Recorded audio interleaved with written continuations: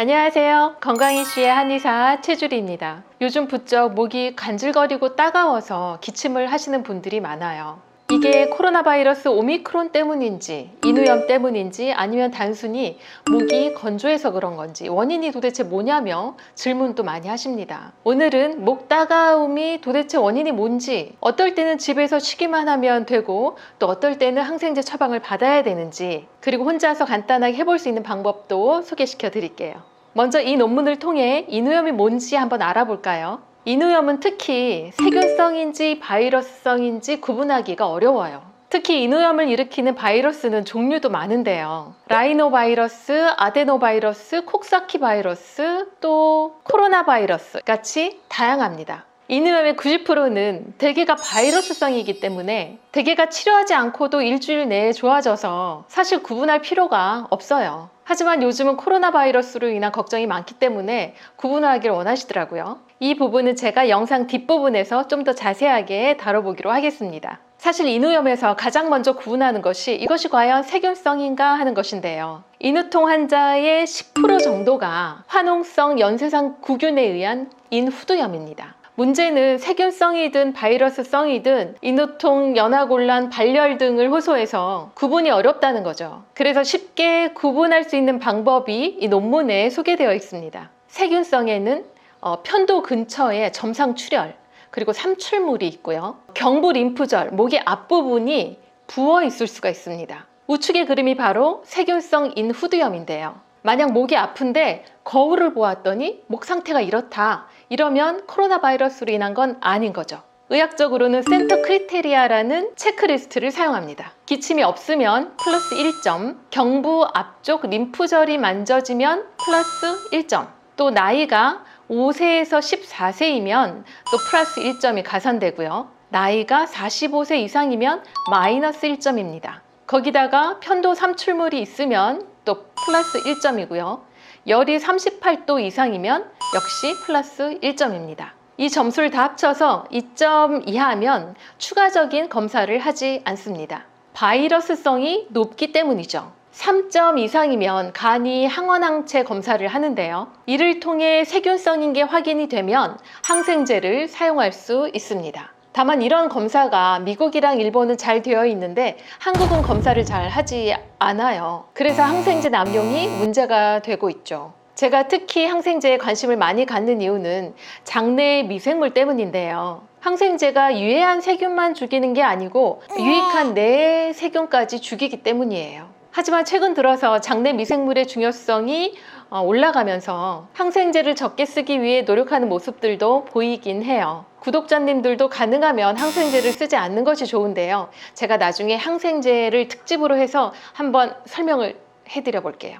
일단 이 기준으로부터는 우리가 뭘 알 수 있냐면요. 콧물, 기침 같은 바이러스 증상이 있거나 45세 이상이면 세균성일 가능성이 적고요. 편도에 삼출물이 있거나 열이 38도 이상으로 계속 유지가 된다면 세균성일 가능성이 높은 겁니다. 근데 편도 삼출물이 곧 세균성이다라고 판단하기는 어려운 게요. 일명 키스병, 감염성 단해끝증에서도 이 편도 삼출물이 생기기 때문에 그렇습니다. 이 경우에는 보통 일주일 이내에 증상이 사라지는데요. 논문에서는 구분하기 어려우면 3일만 기다려보자고 제안합니다. 보통 바이러스성이라면 3일 이내에 호전을 보일 것이고 세균성이라면 그렇지 않을 테니까요. 그래서 3일간 몸이 아파서 불편하겠지만 이것이 치명적이지는 않기 때문에 차라리 항생제를 쓰지 않고 몸의 회복력으로 기다리는 것이 더 바람직하다고 얘기하고 있습니다.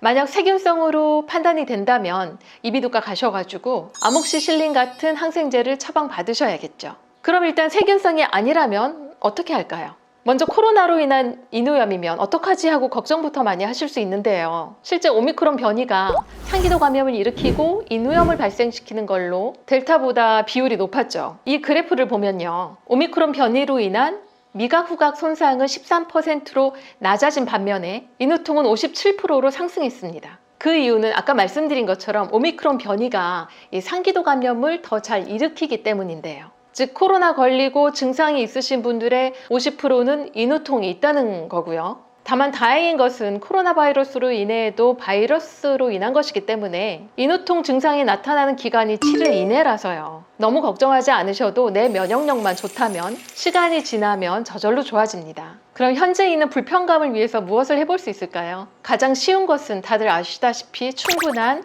수분 섭취겠죠.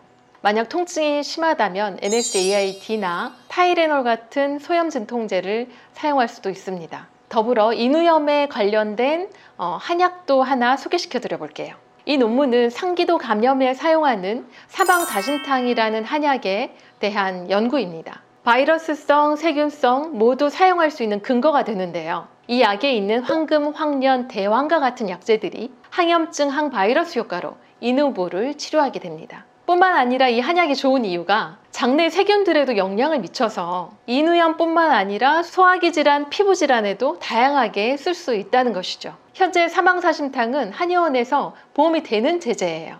약재가 황금, 대항은 태음인에게 좋고 황련은 소양인에게 좋고요. 소음인들 인후염에는 사방사심탕보다는 삼소음 같은 제제가 더 좋을 수도 있습니다. 이러한 변증은 아무래도 한의사를 직접 만나서 진료하시면 좋겠죠. 그럼 정리해 볼까요? 오늘은 요즘 많이 불편해하시는 인후염에 대해서 알아보았습니다. 세균성, 바이러스성을 구분할 수 있는 진단 기준과 병증 사진을 알아봤고요. 90% 이상이 바이러스성으로 인한 것이고 코로나 바이러스도 여기에 해당된다고 말씀드렸죠. 목의 건조함을 줄여주고 소금 가글도 좋다고 소개해드렸고요. 응교산, 사망사심탕, 황련해독탕, 또 소음인에게는 삼소음 같은 보험이 되는 약재도 소개시켜 드렸습니다. 그럼 궁금하신 점 있으시면 댓글로 남겨주시고요. 아무쪼록 구독자님들이 건강해지는 그날까지 제가 좋은 영상 들고 찾아오겠습니다. 이번 영상 유익하셨다면 구독, 좋아요, 알림 설정까지 부탁드릴게요. 안녕하세요. 건강이슈 한의사 최주리입니다. 치료하지 않고도 일주일 내에 좋아져서 화농성